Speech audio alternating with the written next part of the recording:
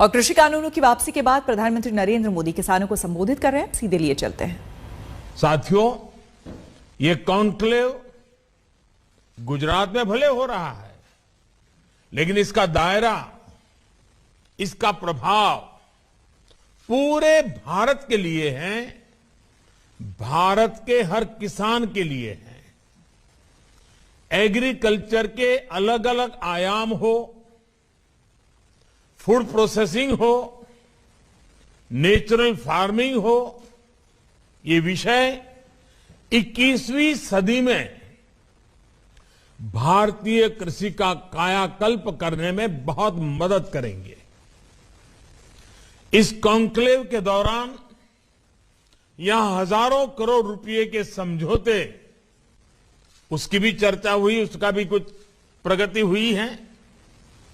इनमें भी ethanol, organic farming और फूड प्रोसेसिंग को लेकर जो उत्साह दिखा है, नई संभावनाओं को विस्तार देता है।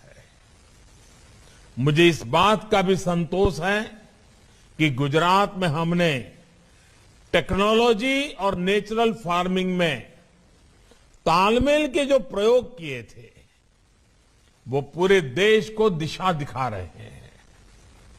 मैं फिर एक बार गुजरात के गवर्नर आचार्य देवव्रत जी का विशेष आभार व्यक्त करना चाहता हूं, जिन्होंने देश के किसानों को नेचुरल फार्मिंग के बारे में इतना सरल शब्दों में स्व अनुभव की बातों के द्वारा बड़े विस्तार से समझाया है। साथियों, आजादी के अमृत महोत्सव में आज समय अतीत के अवलोकन का, उनके अनुभवों से सीख लेकर नए मार्ग बनाने का भी है। आजादी के बाद के दशकों में जिस तरह देश में खेती हुई, जिस दिशा में बढ़ी, वो हम सब ने बहुत बारीकी से देखा है। अब आजादी के 100वें वर्ष तक का जो हमारा सफर है, आने वाले 25 साल का जो सफर है, वो नई आवश्यकताओं, नई चुनौतियों के अनुसार अपनी खेती को ढालने का है।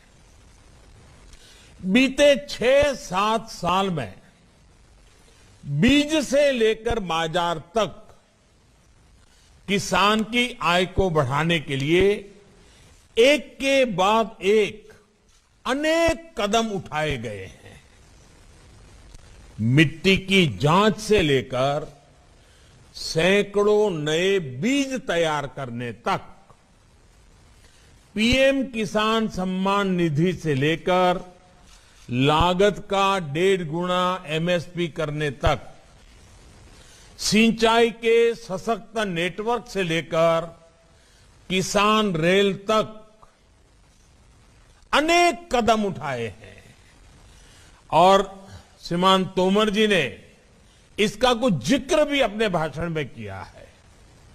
खेती के साथ साथ पशुपालन, मधुमक्खी पालन, मत्स्य पालन और सौर ऊर्जा, बायोफ्यूल जैसे आय के अनेक वैकल्पिक साधनों से किसानों को निरंतर जोड़ा जा रहा है। गांवों में भंडारण, कोल्ड चेन और फूड प्रोसेसिंग को बल देने के लिए लाखों करोड़ रुपए का प्रावधान किया है। ये तमाम प्रयास किसान को संसाधन दे रहे हैं, किसान को उसकी पसंद का विकल्प दे रहे हैं।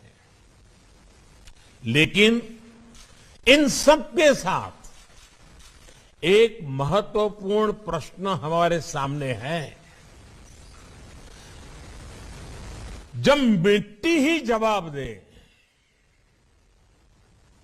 जब मिट्टी ही जवाब दे जाएगी, तब क्या होगा? जब मौसम ही साथ नहीं देगा, जब धरती माता के गर्भ में पानी सीमित रह जाएगा, तब क्या होगा? आज दुनिया भर में खेती को इन चुनौतियों से दो चार होना पड़ रहा है।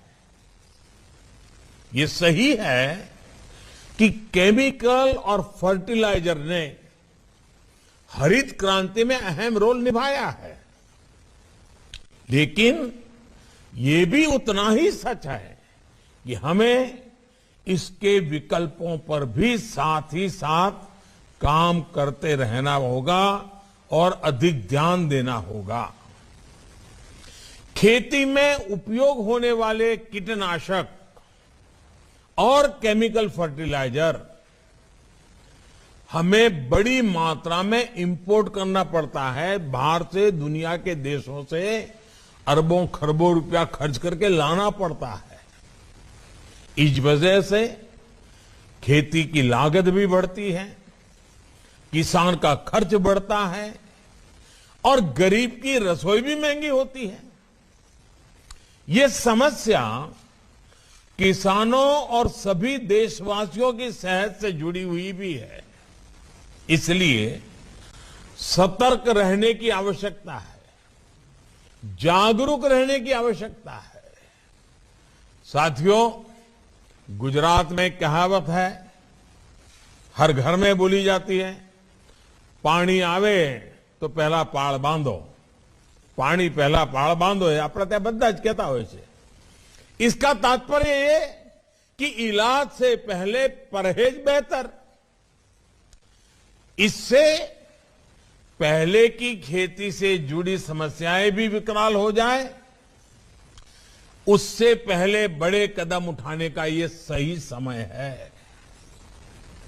हमें अपनी खेती को केमिस्ट्री की लैब से निकालकर नेचर यानी प्रकृति की प्रयोगशाला से जोड़ना ही होगा। जब मैं प्रकृति की प्रयोगशाला की बात करता हूं तो ये पूरी तरह से विज्ञान आधारित ही है। ये कैसे होता है, इसके बारे में अभी आचार्य देवव्रत जी ने विस्तार से बताया भी है। हमने एक छोटी सी फिल्म में भी देखा है और जैसे उन्होंने कहा, उनकी किताब प्राप्त कर करके भी YouTube पर आचार्य देवव्रत जी के नाम से ढूंढेंगे तो उनके भाषण भी मिल जाएंगे। जो ताकत खाद में है, फर्टिलाइजर में है, वो बीज, वो तत्व प्रकृति में भी मौजूद है।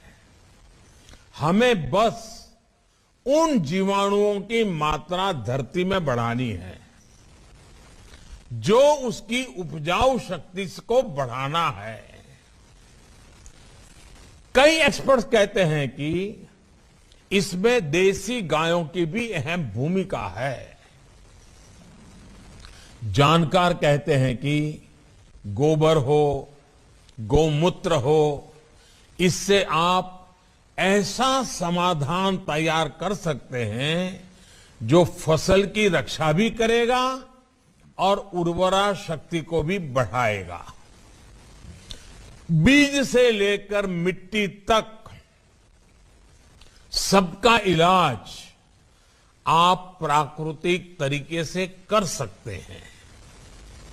इस खेती में ना तो खाद पर खर्च करना है, ना कीटनाशक पर।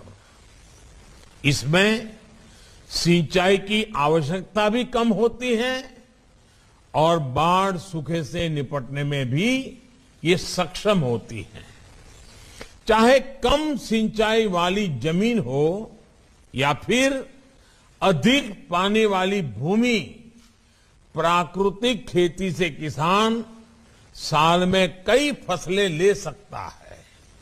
यही नहीं, जो गेहूं, धान, दाल या जो भी खेत से कचरा निकलता है, जो पराली निकलती है, उसका भी इसमें सदुपयोग किया जाता है। यानी कम लागत ज्यादा मुनाफा, यही तो प्राकृतिक खेती है। साथियों, आज दुनिया जितना आधुनिक हो रही है उतना ही बैक टू बेसिक की ओर बढ़ रही है। इस बैक टू बेसिक का मतलब क्या है? इसका मतलब है अपनी जड़ों से जुड़ना। इस बात को आप सब किसान साथियों से बेहतर कौन समझता है? हम जितना जड़ों को सींचते हैं उतना ही पौधे का विकास होता है। भारत तो एक कृषि प्रधान देश है। खेती किसानी के इर्द गिर्द ही हमारा समाज विकसित हुआ है, परंपराएं पोषित हुई है, पर्व त्योहार बने हैं। यहां देश के कोने कोने से किसान साथी जुड़े हैं। आप मुझे बताइए, आपके इलाके का खान पान, रहन सहन, त्योहार, परंपराएं, कुछ भी ऐसा जिस पर हमारी खेती का, फसलों का प्रभाव न हो? कुछ भी नहीं है। जब हमारी सभ्यता किसानी के साथ इतना फली फूली है तो कृषि को लेकर हमारा ज्ञान विज्ञान को कितना समृद्ध रहा होगा, कितना वैज्ञानिक रहा होगा। इसलिए भाइयों बहनों, आज जब दुनिया ऑर्गेनिक की बात करती है, नेचुरल की बात करती है, आज जब बैक टू बेसिक की बात होती है तो उसकी जड़ें भारत से जुड़ती दिखाई पड़ती हैं।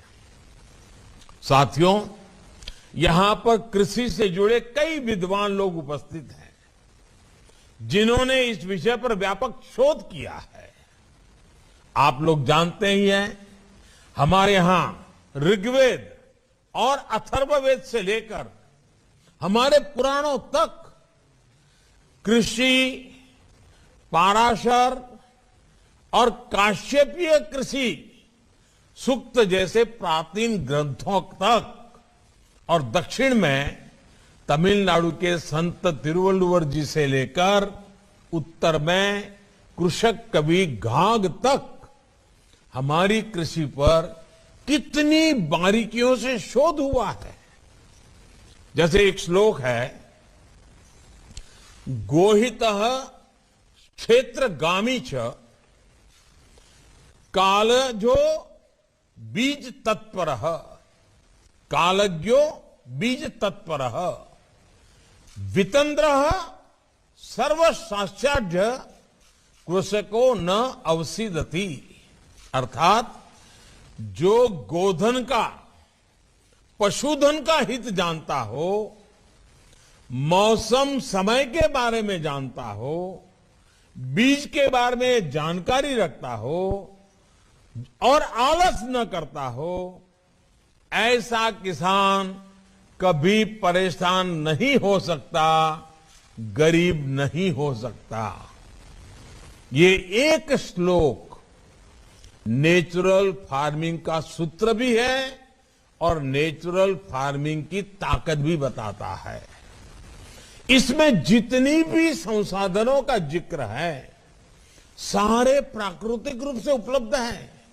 इसी तरह कैसे मिट्टी को उर्वरा बनाएं, कब कौन सी फसल में पानी लगाएं, कैसे पानी बचाएं, इसके कितने ही सूत्र दिए गए हैं।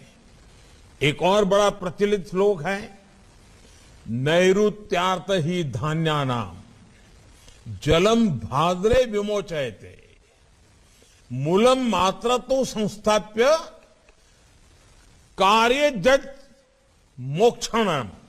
यानी फसल को बीमारी से बचाकर पुष्ट करने के लिए भादों के महीने में पानी को निकाल देना चाहिए। केवल जड़ों के लिए ही पानी खेत में रहना चाहिए।